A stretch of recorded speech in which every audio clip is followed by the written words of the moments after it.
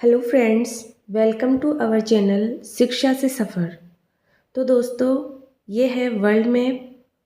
तो आज इस वीडियो में मैं आपको बताऊंगी दुनिया के 7 continents, 5 ocean, latitude and longitudes. तो इस वीडियो में मैं आपको सभी 7 कॉन्टिनेंट्स के बारे में बताऊंगी। हम देखेंगे कि कौन सा सबसे बड़ा कॉन्टिनेंट्स है, कौन सा सबसे छोटा। हम इन कॉन्टिनेंट्स को उनके एरिया व पॉपुलेशन के हिसाब से भी देखेंगे।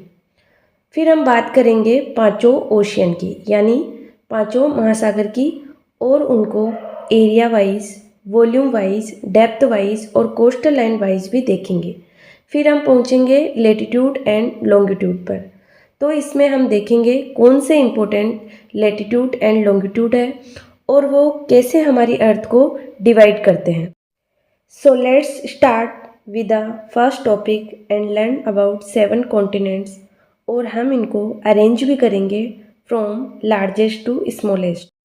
तो देखिए, सबसे पहला कॉन्टिनेंट है एशिया, इसके बाद Africa, then this one is Europe, ये है नॉर्थ अमेरिका, और ये कॉन्टिनेंट है साउथ अमेरिका।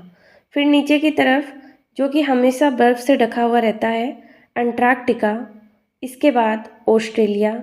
ये है 7 कॉन्टिनेंट्स ऑफ द वर्ल्ड।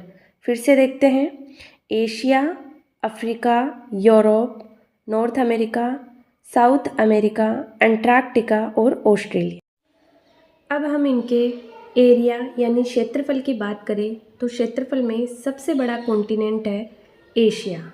उसके बाद सेकंड नंबर पे आता है अफ्रीका, उसके बाद थर्ड नंबर पे आता है north America, fourth south America, fifth Antarctica, 6 number पे यूरोप, 7 ऑस्ट्रेलिया। यानी सबसे लार्जेस्ट कॉन्टिनेंट है एशिया और सबसे स्मॉलेस्ट कॉन्टिनेंट है ऑस्ट्रेलिया। अब हम देखेंगे कि कौन से कॉन्टिनेंट की सबसे ज़्यादा पॉपुलेशन है।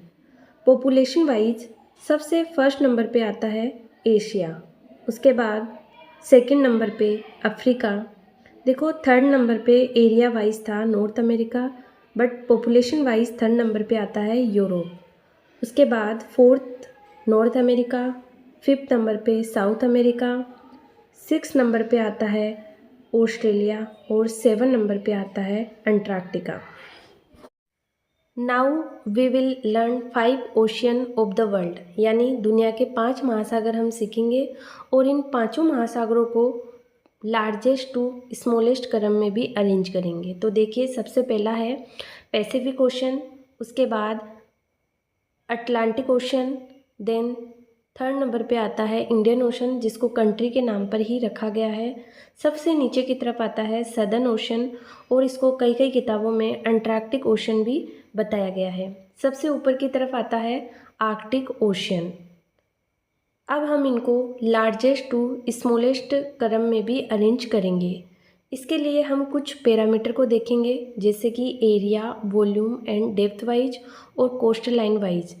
अगर हम बात करें एरिया की तो कौन से महासागर का कितना क्षेत्रफल है, बात करें वॉल्यूम की तो कौन से महासागर में कितना जल आता है, और बात करें डेप्थ की तो कौन से महासागर की कितनी गहराई है, और कोस्टल यानी इनकी तटीय जो लंबाई है वो कितनी है। देखिए, एरिया, वॉल्यूम और डेप्थ वाइज इन सभी का जो क्रम है वो एक ही रहेगा, और कोस्टल लाइन वाइज हम बाद में देखेंगे। तो सबसे बड़ा area, volume and depth wise है पैसिफिक ओशन, दूसरे नंबर पे आता है अटलांटिक ओशन, थर्ड नंबर पे आता है इंडियन ओशन, और फोर्थ नंबर पे आता है सदर्न ओशन, और फिफ्थ नंबर पे आता है आर्कटिक ओशन।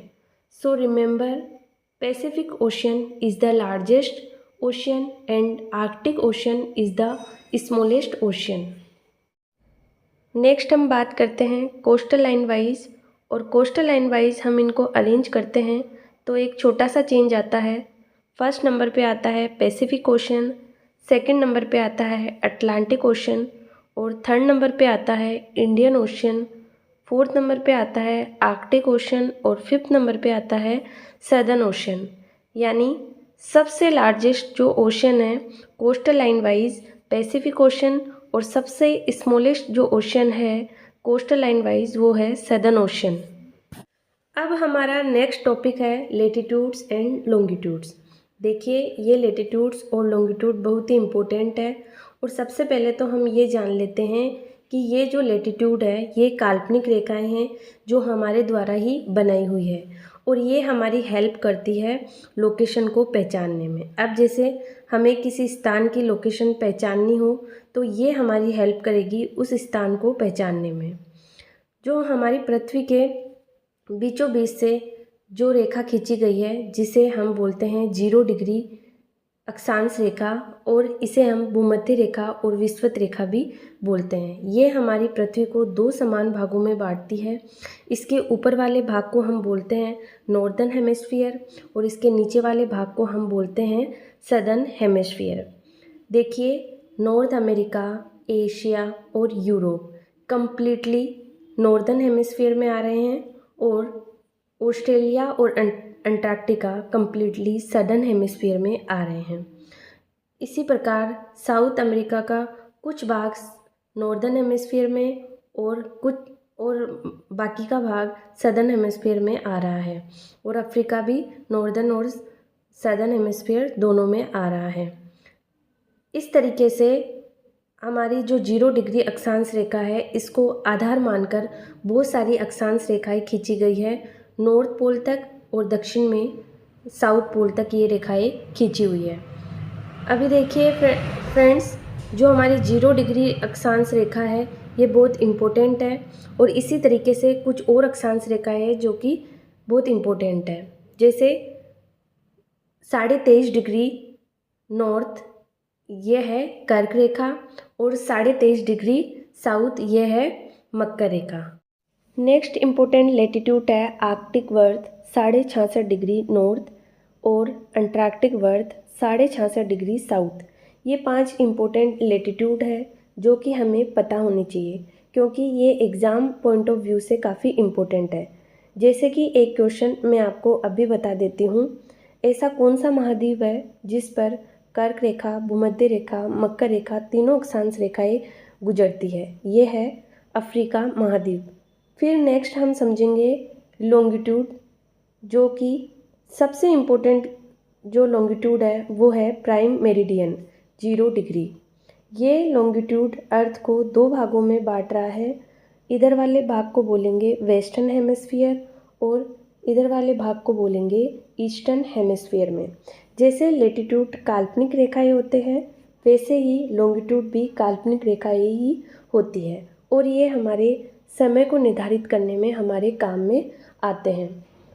ऊपर से जाकर ये नॉर्थ पोल में और नीचे की तरफ ये साउथ पोल में मिलती है। ये समानांतर नहीं होती है, जैसे कि लेटीट्यूड समानांतर होती है, ये समानांतर नहीं होती है, ये अर्धवर्ताकार रूप में होती है। मध्य में जो सेंटर भाग है वहाँ पर इनकी दूरी अधिक होती है, और जैसे जैसे नॉर्थ और साउथ पोल की तरफ चलते हैं इनकी दूरी भी कम होती जाती है। देखो, सबसे इम्पोर्टेंट जो लेटीट्यूड है वो है भूमध्य रेखा, और सबसे इम्पोर्टेंट जो लॉन्गिट्यूड है वो है ग्रीनविच रेखा। ये दोनों आपस में जहाँ मिल रही है, देखिए ये सेंटर पॉइंट है, इसको हम बोलते हैं अटलांटिक महासागर। और अटलांटिक महासागर में भी जो सबसे नज़दीक ये पॉइंट है वहाँ पर ये है नल आइलैंड और गल्फ ऑफ गिनी।